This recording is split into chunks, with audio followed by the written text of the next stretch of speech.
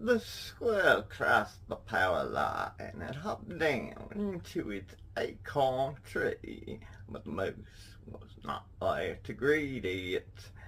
Instead, a bird had left that squirrel much a little present on one of them many acorn tree branches, and that's when the ground shook as the elephant flapped its flipper and flew on off.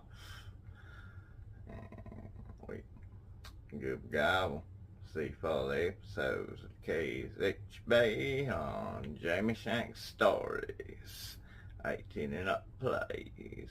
We want them responsible adults and them on life.